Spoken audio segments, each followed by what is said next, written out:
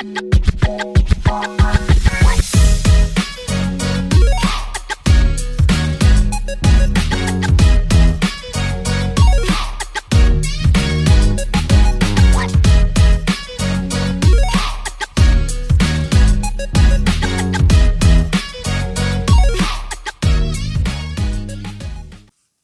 everyone, welcome back. So this is going to be my monthly haul video. So you guys know these by now. I'm just going to show off everything I picked up in the month of, what are we in, April? Yep, everything in the month of April 2026. So I've got a bunch of Arrow titles from the Arrow sale that started at the start of the month. I've got a bunch of titles from CEX, a couple off of Amazon, I think it was, or one off of Amazon, one off of HMV. Actually, no, they were both. One was eBay, one was HMV. Doesn't really matter. But there we go. This is, yeah, everything I picked up in the month of April 2026. So without further ado, let's get going. So just before I start the pickups video, I just want to throw a big shout out there to my good pal Tim over at Tim Cole's Film Waffle. I think I got that right. I always struggle with that. I don't know why. But yeah, I'll link him down below like everyone else I mentioned in the video. Really kindly sent out a bunch of titles to a few guys in the community, and I was one of them. I'm very late in the party to thanking him for this because I had a whole load of preloaded content on my channel ready to go. And I've just been so busy in actual life since doing those videos. So yeah, this one, Toadskin, I think this one's called. Arrow limited edition set. I know he sent a couple of other guys in the community a couple of sets similar to these as well. I think the same director. Yep, really appreciate that, mate. I haven't checked it out as yet. It's quite a short film, about 80 minutes. I've got a funny feeling, the more I look at this and the more I watch or go on IMDb about it, I've got a funny feeling I might have seen it years and years and years ago, but I can't remember much about it. So I'll have to check it out and let you know how I get on with it. But yeah, thank you very much for that, Tim. I really appreciate it. Thanks, pal. So I was watching Roy, Blu-ray Movies. Great channel, obviously. You guys probably all follow Roy over at Blu-ray Movies.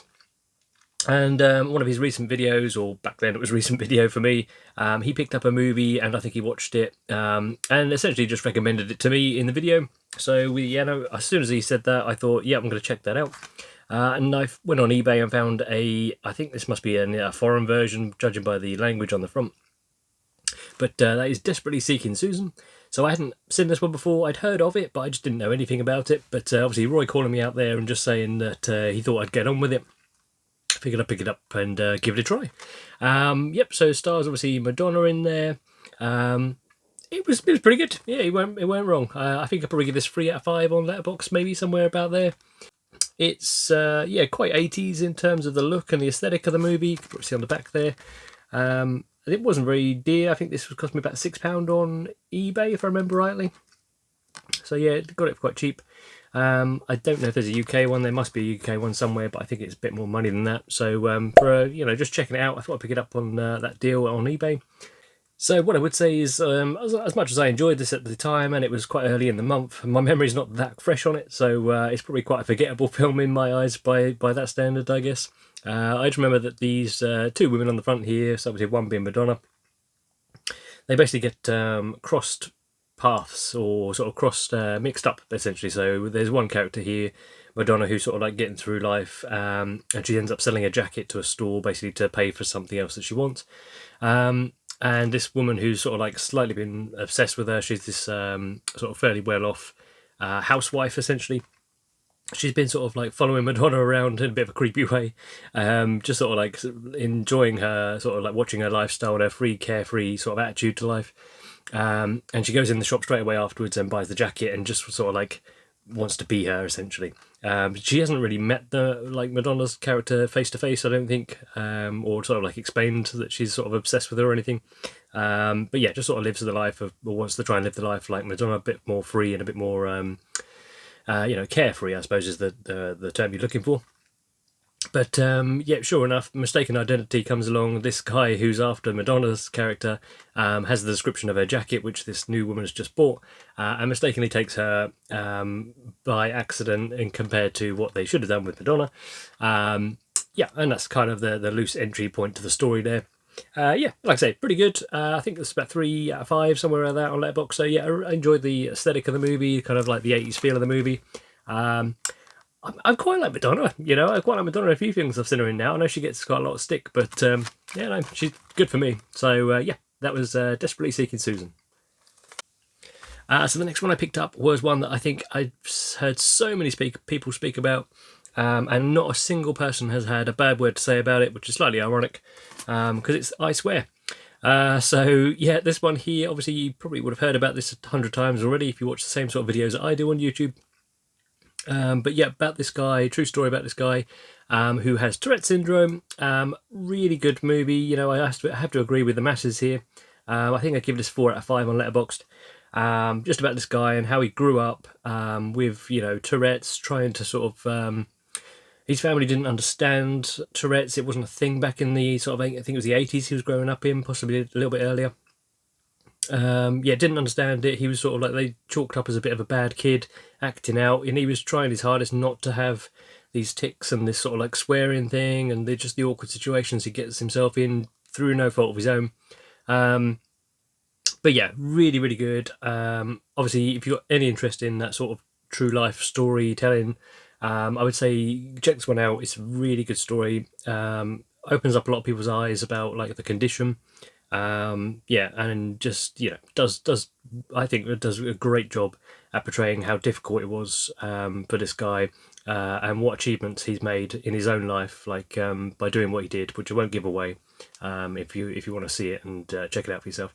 But yeah, highly recommend that one. So if you haven't seen it already, get to that one as soon as you can. I swear.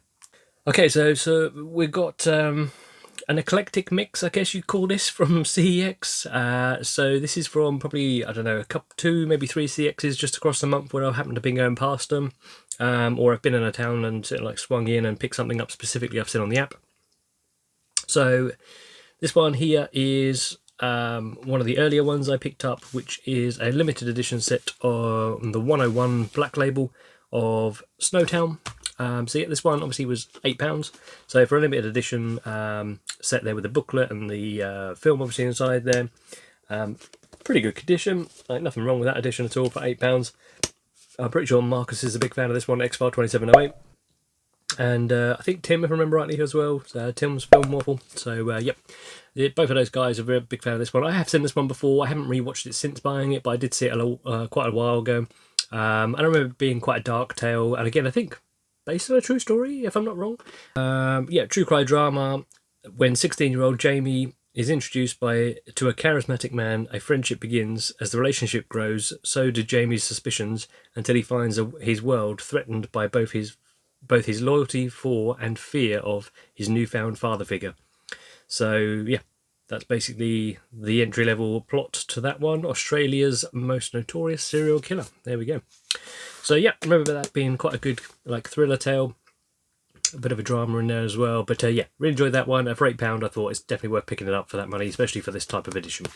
So the next title I picked up from CEX was... now I've been looking for this film for ages, for the right price with a slip. Now I'm not mad on slips, like I don't have to have a slip, but certain films I do prefer them. If it doesn't come with one, it doesn't come with one. But if there's one sitting there next to it with one, I'm taking the one with one, if you know what I mean. So yeah, this one is a film I wanted to upgrade to 4K for quite some time. I've not been huge on 4K, like I do have pretty much my favourites, or a lot of my favourites on 4K, as you might have seen from some of the collection videos and recommendation videos I've done. But this one here was one I've just always wanted to have with a slip, because I just think it looks so nice, and that is Speed. So yeah, you can see straight away spot gloss on that bus and on the text there. This has come up a few times in HMV, but it's never had a slip with it. It's been sort of out for quite a while now. So this will obviously come into one of my local CEXs at £10, which is, you know, for the 4K and the Blu-ray inside as well, and the slip in pretty good condition. Yeah, couldn't say no. Time to strike, as they say. So yeah, picked up Speed. I'm sure everyone knows Speed, so I'm not going to bore anyone with the premise of what Speed is. Okay, so every month I try and watch as many of my pickups as I can, just to give you know, my own sort of like 2 cents on how I got on with the film or how I didn't get on with the film. But there's a few this month which I just haven't got to yet. So I'm just going to quickly flash those up and, you know, show them.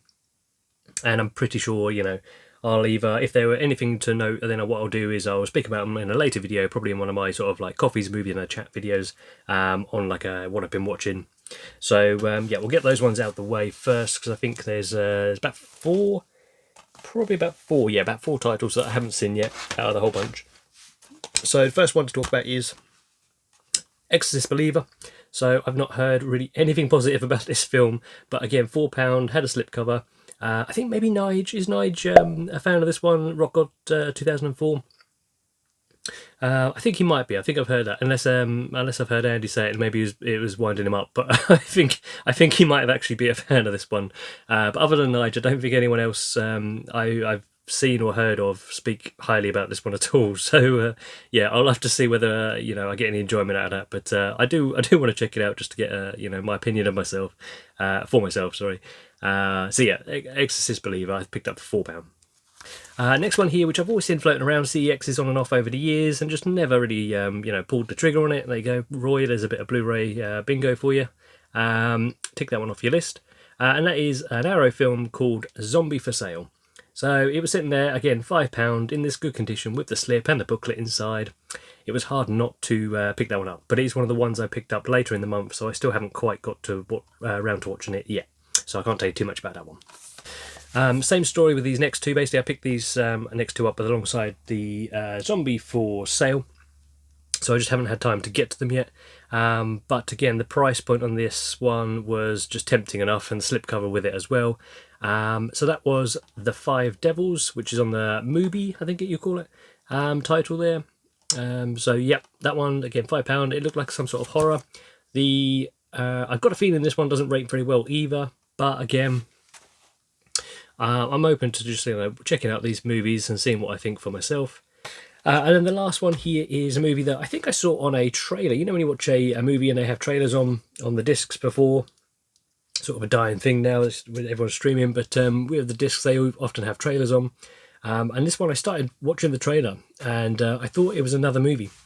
And then I realised it was the same story of that movie that I was thinking, but it was a different film, if that makes some sense. Anyway, I'll show you what it is. It's the Fifth Estate, which I think is about the whistleblowing of... So this is all about the WikiLeaks, so the whistleblowing on the WikiLeaks organisation. There was another film. That basically had the same story, from what I remember, and I've seen that one, but I haven't seen this one.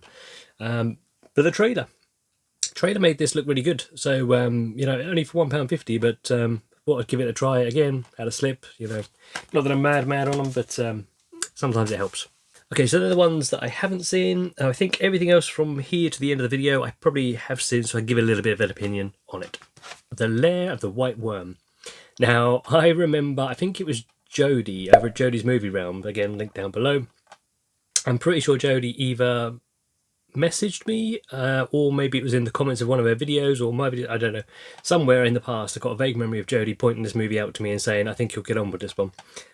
So I've always had my eye out for it. And as you can see, £8 on there with the slip on. All I knew was it was probably a horror-based film, and it had Hugh Grant in it. And that was it. That's all I knew. But and the cover was giving me sort of like 80s weird sci-fi horror vibes. But yeah, this was an experience. So this was... I'm not quite sure how you even go about explaining this one. A few images on the back. So yeah, Hugh Grant is very young Hugh Grant. Obviously, this is in the 80s, I think, this film. What's this one? 1988. If you haven't seen this is one of the oddest but most fun British, I assume, films based on all the different accents that are in this. There's a Scottish accent. There's I don't know if it's a Northern accent. I'm not that great with accents, apart from the Scottish or the Irish one. But yeah, there's such a mix of accents in this film.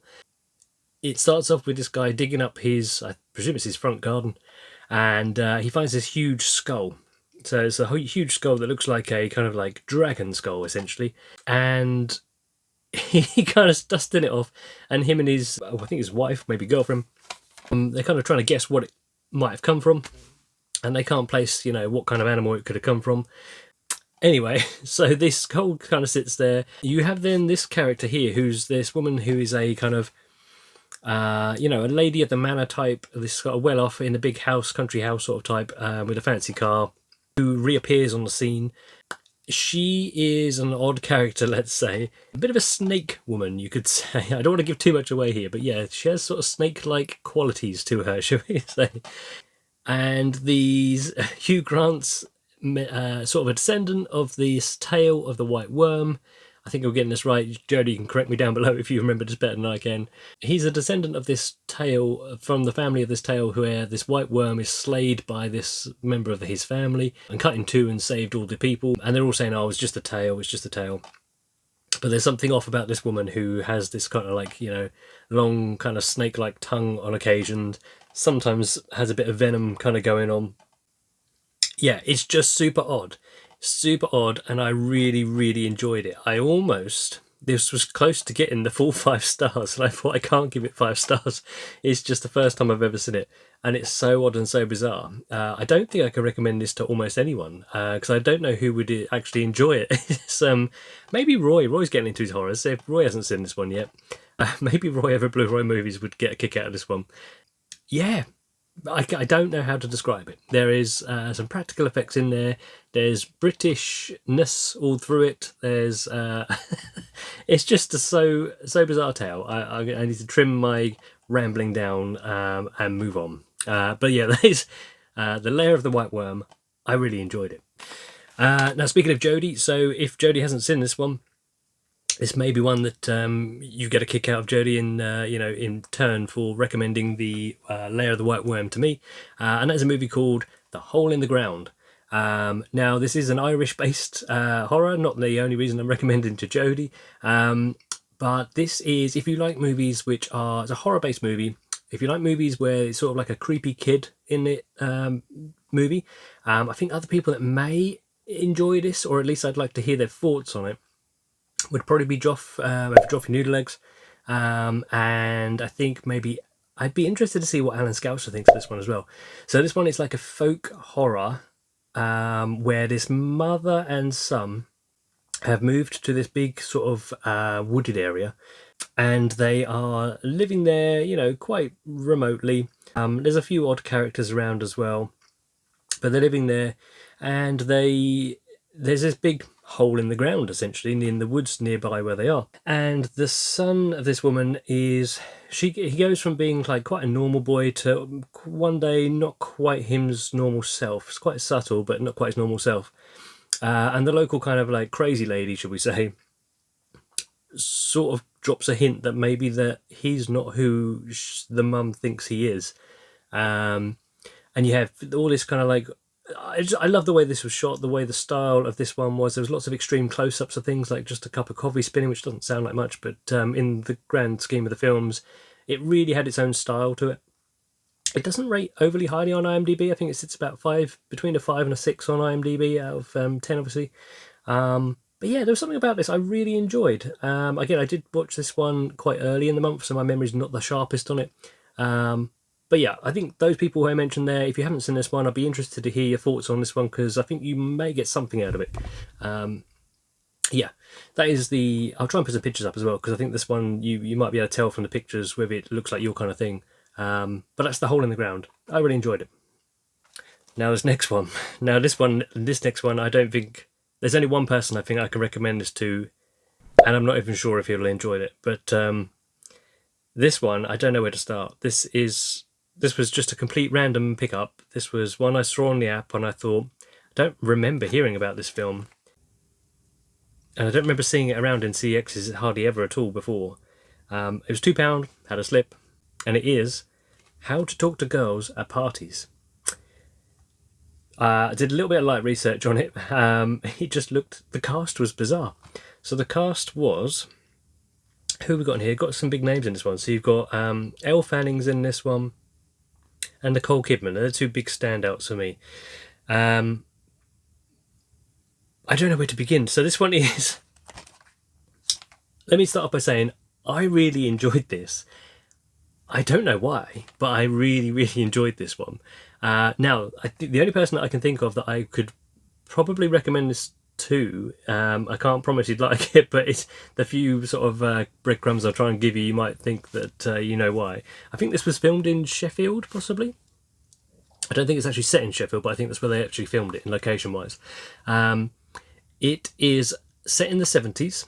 So it's set in the 70s with these, again, I'll put some pictures up because I think this will sell it possibly to someone out there, I don't know who. It's set in the 70s with these, I think, three or four punk lads. I think they'd be best known as. So these punk lads from the 70s who are basically, you know, running around doing all this kind of crazy punk stuff that the lads did back in the 70s. And they stumble across this, what they think is just a normal house party. They manage to get into this house party, and inside are aliens. It's not a secret. It's kind of the whole point of the film. But not aliens like out of the X-Files or out of, you know, E.T. These are like aliens that have taken human form, human shape. Okay. So it's basically one of these young lads. He ends up hitting it off with one of these women in here, which is, you know, is an alien in a woman's form. And it's almost like the start of a coming of age story. So again, Sammy, there you go, mate. You might like that element to it, where he sort of starts dating her, and she, as an alien, is basically trying to get a grip on what the human experience is like. Now the costumes in here, let's just say they're quite skin tight, and there's not a lot left for the imagination, shall we say. And they're all different colours. So I think all the different colours, and I don't mean like rainbow colours, I mean like there's 5 or 6 of them that are dressed mostly in red, mostly then some in white in 5 or 6 of them, and then another colour, another colour, another colour. And I think they're just different clans or groups of aliens basically that are all there to experience what it's like on Earth and things like that, but in this big house. There's like a house party setting. Yeah, I don't know why. I just really enjoyed it. I think because it was so weird and so random. Yeah, there you go. If anyone's picked up on anything, you know, remotely interesting there, check that one out. How to talk to girls at parties.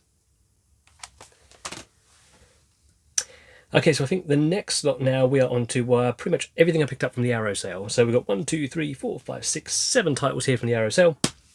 Now this one I picked up, I think the person that probably influenced me to pick this one up, even though it's not the same exact edition, is my friend Stephen over at Icelandic Psycho.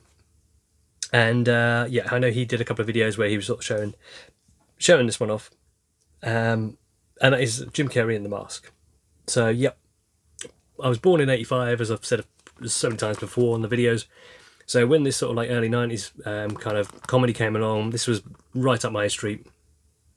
So I got the limited edition. I got the Blu-ray set. So I'm going to do a video soon about 4K, you know, just touching on 4K. I'm probably going to do a whole kind of 4K collection, which is going to take a little while because I've actually got more than I thought. But yeah, I've got a video coming soon just to explain something about the 4K and why I'm going to be changing my opinion slightly on 4K. But for me, as a rule, traditionally my sort of mentality on 4K has always been the equipment I currently have. The best I can get out of films pretty much is full HD. You know, 1080p Blu-ray quality. That's where I can throw it in any player around the house or in my garage cinema. But and the quality looks good, especially when you're doing like these rescans of the negs as well, and you're doing a 4K scan of the negs and putting it on Blu-ray. It looks so good when you put it through just a normal TV. Upscaled it a little bit on your Blu-ray player as well, no doubt. So it looks so close. It's just normally worth me. I just like the special editionness of this one, and because it's such a childhood staple film for me. Yeah, I just wanted to pick it up because it looks so good. So yeah, Stephen, you sold me on that one without realising it, mate. So yep, that's what The Mask I picked up. Next one I picked up was Steven Seagal in Under Siege. So yeah, this is like Die Hard on a boat or Die Hard on a Navy ship. I'm sure most people would have seen and heard about a lot of these films. So I'll try not to spend too long on them. But yeah, I think Die Hard on a Boat essentially sums this one up pretty well. He always plays a chef on this Navy boat. They're trying to organise a surprise party for the captain of the ship, the older guy. So they're flying in this sort of like entertainment, this rock band essentially. Is it Tommy Lee Jones, I think, is the front man? And yeah, they're trying to sneak in this sort of like rock band on a helicopter, flies out to the sea to drop off this rock band and this girl who's this entertainer. And yeah, she basically when they get on board, it becomes apparent quite quickly that they're not a real rock band. They are actually there to take over the ship and steal the missiles. So there we go. That is pretty much the plotline of that one in a nutshell. And it's down to Steven Seagal to use his set of skills to take on the bad guys and stop them stealing everything from the Navy ship. There we go. That's Under Siege. But yeah, I really enjoyed this one.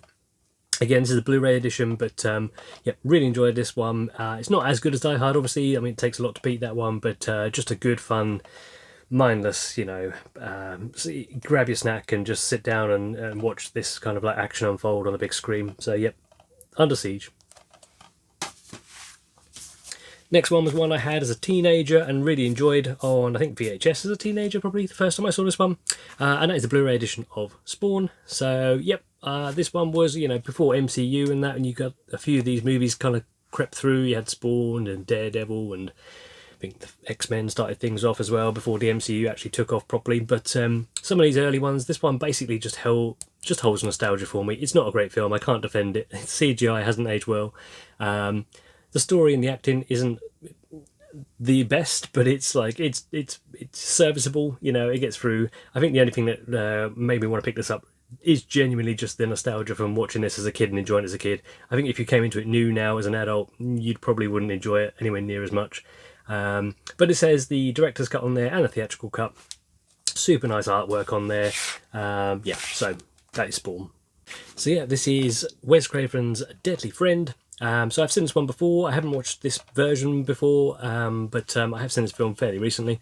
Yeah, this one, I enjoyed this one. So this is like an 80s, almost like coming of age type stay. It has like a toe in it in that category, where these young lads basically hanging around this town. They've got a robot, and the girl next door, essentially, so this girl in this case, has an abusive father who ends up putting her in a coma, and the boy who's sort of like got a big crush on her, he's so devastated. He can't let that sort of lie. He has to do everything he can to try and save her. So yeah, I won't go into how or why or any other details, but that's the general outline of that plot. Yeah, I really enjoy it. If you like 80s movies, you like sort of like Wes Craven movies, 80s kind of like teen movies, then yeah, I'd say pick this one up. I had a good time with it. So that is Deadly Friend. So another one here, which is, I think loved by most, if not all, and that is Patrick Swayze in Roadhouse. Yep, really nice addition, this one. I did have an import version of this one, which I think the artwork, the slip and everything on here, and the fact it has a couple of discs full of features, it just sold me on this one when it down in price. So I picked up Roadhouse. Again, like, no one's not going to know about Roadhouse, I don't think. And if you don't, look it up. It's a really good film. Now these two, got two more left to go. So this one here is To Live and Die in LA. I think I've just heard Tim when he's done his Arrow video collection. Again, link to Tim down below. I think when he got to this one on his own collection, he found this. I think he said he found this quite boring. I really liked it. I thought it was really good. It's one of those ones again though where I watched it quite early in the month and my memory of it already is fading. So I can't tell you much about the plot. I remember it being like quite a dark thriller, like a cop thriller. But yeah, I enjoyed it for what it was. I think this one was the one where, pretty sure that this one, when they did a lot of gunfire and a lot of shots. So there's a lot of people getting hit by bullets, and the effects on that were just, I thought, were amazing. Like they looked like they were getting shot, like for real, and not just normally. Normally you get them with the squibs underneath their jacket or their clothing, and their arms are miles out the way so they don't get hit with the sort of small explosive that goes off. These were like on faces and heads, and all the places that you would never normally see things going off. So yeah, not even sure I want to know how they did it. I just think it looked really good. So that is To Live and Die in LA.